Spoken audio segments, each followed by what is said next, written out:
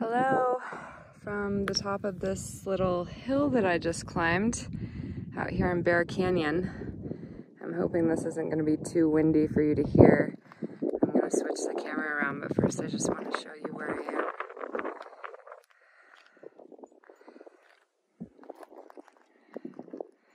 City of Cowley, oil rig. I think those are the bear tooths, but actually I'm not sure. So actually I don't think they are. Although maybe. I'm up in Montana, just barely. There's a wind farm over there. Obviously Tortigra down there, where I slept. See, I'm not sure what mountains these are. I just know that this is called Bear Canyon Road. And there is a gravel pit out there. So it's that balance, having this public road to get out here is due to things like gravel pits and wind farms. Just a note on balance. And there's an oil rig out here.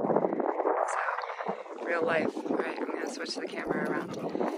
Hello from Peter and Roslyn. One more thing. Look at that. There's a train. Too.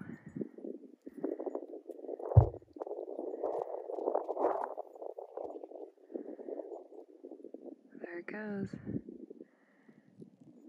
There's the highway down there.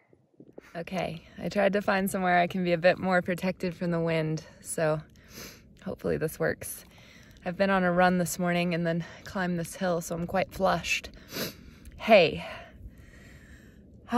So I wanted to remind you that magic is real. And we all have our own, sacred realms and totems in which magic is occurring for us.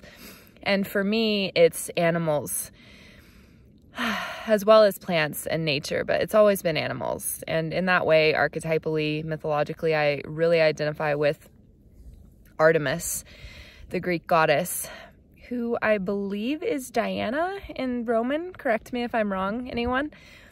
But Artemis. And so, oh, here comes Peter to say hi.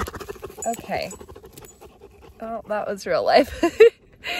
And so, can you go somewhere else because you're panting really loud? Go on, get out of here. Go on, go pant somewhere else. Go pant somewhere else. And so,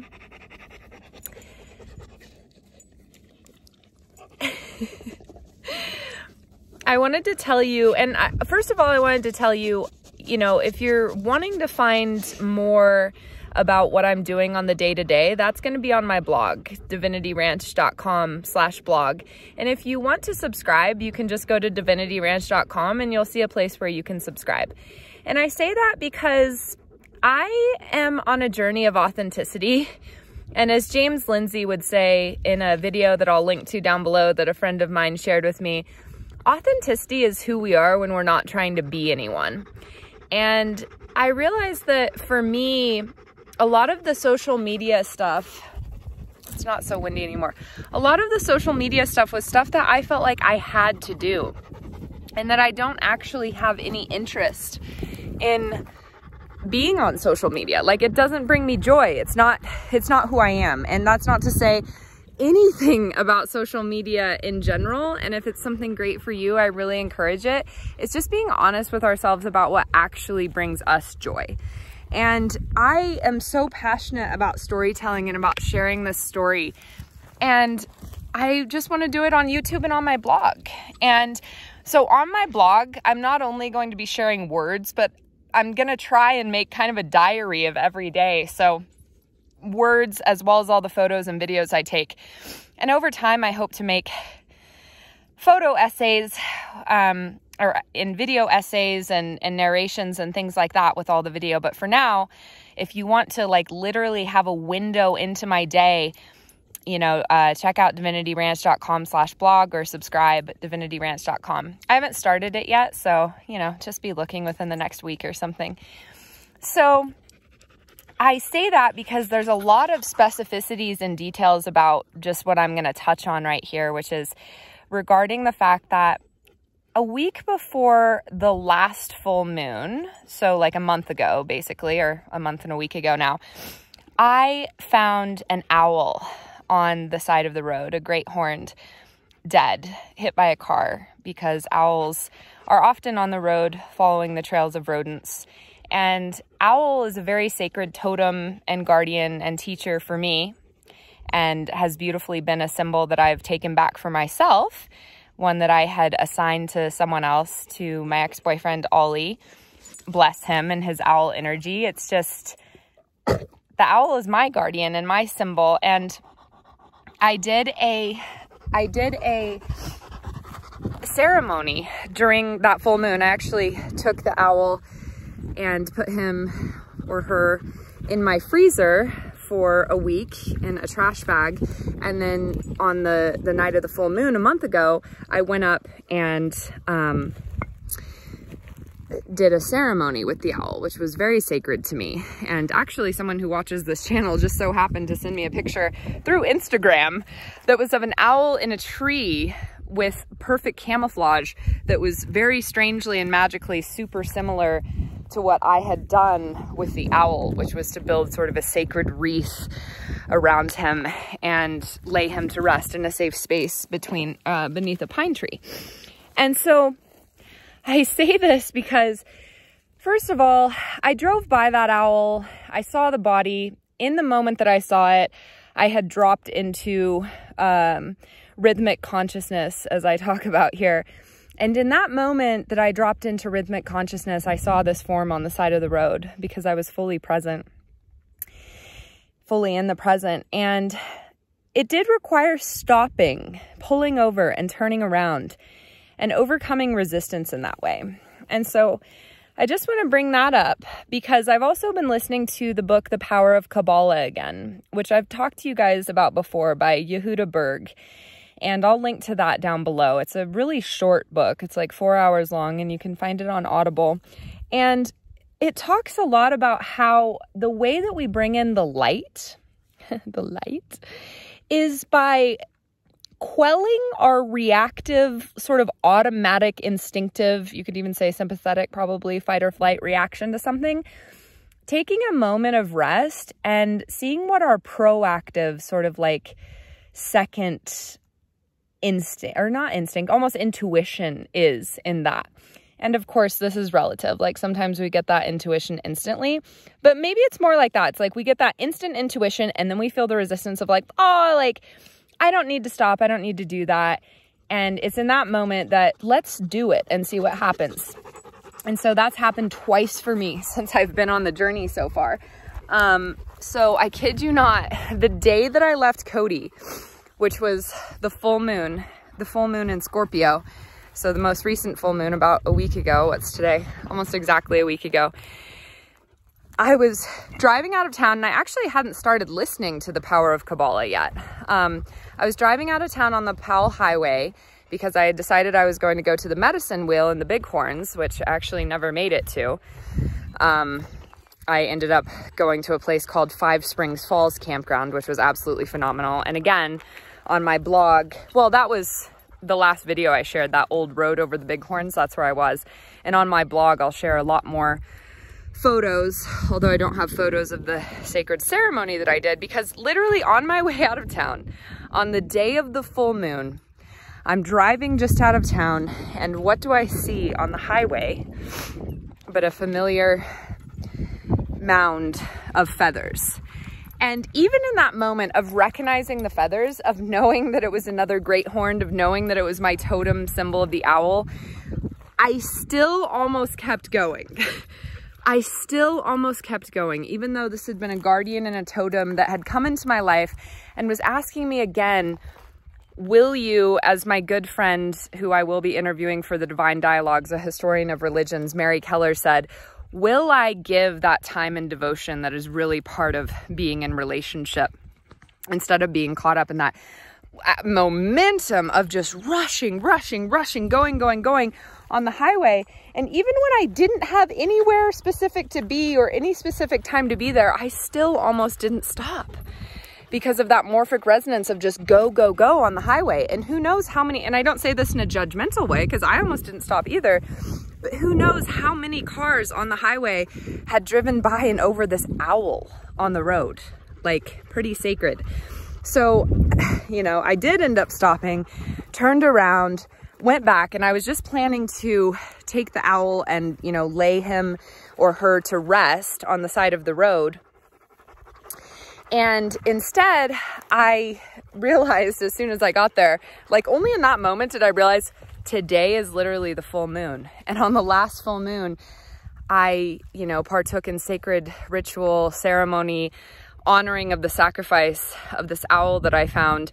And here I am being asked again, will you honor me? Will you respect the sacrifice and give it its due magic? We've brought you here.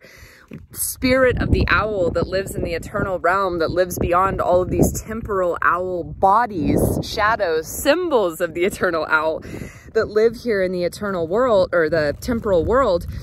Will you take this body and do something sacred? And so I ended up taking the owl with me and going up to a very sacred place under juniper, up at the very top of Five Springs Falls, which was total ice. It was quite the muddy, icy climb. I ripped huge holes in my waterproof pants sliding down, unfortunately, desafortunadamente. But it was so worth it. And then yesterday, after that, I started listening to the power of Kabbalah again. So that idea of being proactive versus reactive and sort of resisting. It's ironic. It's almost like resisting whatever that resistant urge is. So yesterday, it's so funny. This is what I'm saying. We all have, and mine is animals. Like, and I'm really discovering that now that I'm out here authentic. You want to see who I authentically am? I'm in a sports bra because I've been just literally running. This is who I authentically am. Running in my sports bra and underwear out in the middle of the Wyoming prairie with my shawl from my dear friend Ryan Ergo, which came from Costa Rica. I call it my mushroom shawl. It's been with me through some pretty magical, sacred journeys. This is who I really am. And now that I'm out here being who I really am, not who I think anyone wants me to be, but just who I am when no one's watching and I'm not trying to be anyone, that is authenticity. And again, I'll link to that video on authenticity by James Lindsay down below. It's actually a podcast. Out here, the animals are speaking to me, and it's not just dead ones. I've also had some very sacred encounters out on Crystal Creek Road with eagle, with beaver, who is really funny. Really funny. Beavers are funny and kind of aggressive. Very loud paddling of the tail on the river, like, you can leave now kind of message.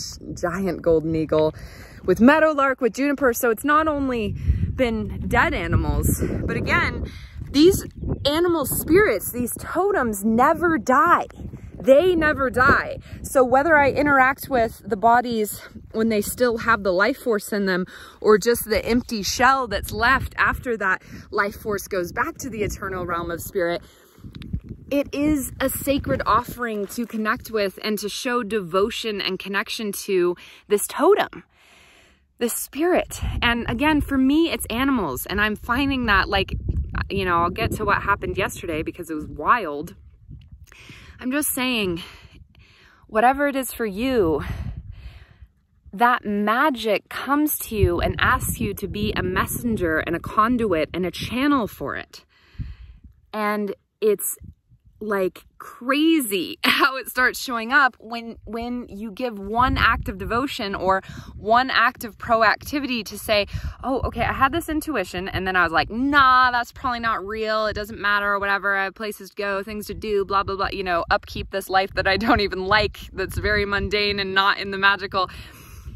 And instead of that reaction that we typically have, that fearful, like, blow it off kind of reaction, be like, well, maybe I'll do something proactive and different and see what happens. And that's kind of what's been happening for me. And that proactive different intuition that I have is really my truest self. And so yesterday, as I was driving, like I showed you guys earlier, Cowley, the little town of Cowley is right over here. I was driving and again, nowhere to be, didn't know where I was going, you know, had just gotten into Montana, going to find the next place to camp and live. And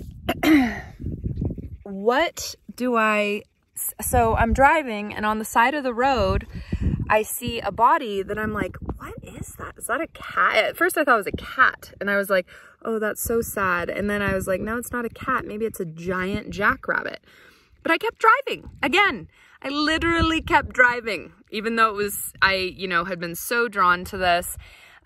Also, just to say, before that, I had been drawn to this road I saw called Bear Canyon Road, and its name and the symbol, just like I was drawn to Crystal Creek over near the Bighorn River, and I had driven by that. And then not long after that, I see this body, and I'm like, well, you know, I'm just going to keep going. And then, because I was listening to the power of Kabbalah and had been and was almost done with it, I was like, you know what? No. My reaction is to be like, it doesn't matter. Like, just leave it to rot on the side of the road. Even though my first intuition was like, that's something special. I mean, the fur just really caught my eye. And then I was like, nah, just keep going, whatever. And I was like, okay, well, I guess I'll just, what do I have to lose? I'll just be proactive and see what's going on here. And at the very least, you know, do this gesture of respect to put the animal on land where it can decompose a little bit more sacredly and in private, rather than on the side of the road where it's potentially still getting run over. So I turn around, I drive back by it, and then I turn around again to get back on the same side of the highway. And of course, where I turn around again is Bear Canyon Road, which I'm like, okay, I guess that's where I'm going. And that's where I am now. And I had this feeling. So then I go to the body and I realize it's a coyote. And, you know, maybe I've never looked before, but still, I would say relative to other animals, it's just got to be pretty rare for coyotes to get hit by a car, because they're fast, they're smart, they're wily. You know, it's like you don't see like mountain lions or bobcats or anything like that getting hit by a car. Like, it's just not a common thing. And so this was a very, very sacred moment. And at first I was like, okay, well, I'm going to take her with me and put her on top of my van. But she wouldn't fit in the trash bag. And there were already, she had been hit, her guts were spilling out, which was fine. But you know, there were ticks crawling on her. There were like, she had kind of already been taken in that way. And so it was like, okay, well, and then I thought too, maybe it's better for her pack to be able to find her closer to where she really was. And so I gently drug her off the road and down into the ditch. And just like I have with my owl friends and now yesterday, Juniper as well, because I'm realizing all of the, like, magic and ritual are very real. Like, if you don't think that the eternal spirits of that which we are giving devotion to feel that, you know, like all the myths, like about putting, you know, coins over people's eyes or giving food to the dead to help them cross to the other side, like these symbolic gestures are very meaningful and very real. And I realized that. And I realized that, you know, with Owl, who I didn't take any photos of that or anything, but I did take some photos of Coyote that will be in my kind of blog of that day. So you'll be able to see that there if you go look. Again, it might take me a week or something to get it up there. But so I went back to my van and, you know, I just brought some tokens and some talismans, and I asked which essential oil to anoint Coyote with, and I knew it was going to be the same sacred one that I had anointed the head of Owl with, which was frankincense. And I brought an agate stone I had found from the Shoshone River, and I brought one of the owl feathers from my owl friend who I found on the full moon in Scorpio, as well as a hawk feather. And then I brought 2 baby owl feathers, downy down feathers from the same owl. And then I brought a little fox talisman, actually a Christmas ornament of a fox that my ex-boyfriend Ollie's grandmother had given me for Christmas years ago. And because I knew, and again, this is where it's like, oh, like, that's not real, like, whatever. Like, we get away from that childhood knowledge that it is real, because my instinct was, fox and coyote are friends, at least to some extent, and I'm going to give her a friend to keep her company as she passes over. And so, yeah, and then I went back and did a little ceremony and left the fox between, holding the little fox between her front arms, and the fox had the little owl feathers, and then I put the big owl feather and the hawk feather, like a little headdress under her head. I anointed her with frankincense and put the agate on her heart. And I just wanted to share that with you guys because it's a little bit weird, supernatural, magical, how, and this is exactly what the Kabbalah says, that the more that we choose the proactive over the reactive, and trust me, it's not easy, but hopefully from listening to this video, you will recognize that next chance that comes to you with whatever your sacred realm is, and just choose the proactive over the reactive, because the more that you choose it, the more the light comes in. Just like, what? Are you kidding me? Like, another owl came to me as a sacred sacrifice that I was able to honor and do something special with, rather than leaving on the side of the road on the next full moon. And then here I am driving and coyote is there asking. And I just have this feeling like, okay, well, if I show this devotion and guardianship, this belief in magic, this proactivity, then those guardians are then there for me. And so we'll keep seeing what comes next. I just wanted to remind you that magic, ritual, ceremony, the light, the spirit world, these things are very real. And if the best thing that I can do being out here on the road and living less away from all the clamor, privileged as I am to have had this chance, I'm taking it, is to remind those of you that might not be in such an open, spacious place about this, then that is the gift that I can bring out here. And I want to tell you that wherever you are, there is light, there are moments of magic asking for your proactivity and devotion and belief, and just choosing something different and proactive instead of reactive in that moment, you'll see. So I look forward to you guys sharing those stories too. I look forward to your story, your magic, your realm, your guardians, your totem. Much love and always the magic. Talk to you soon.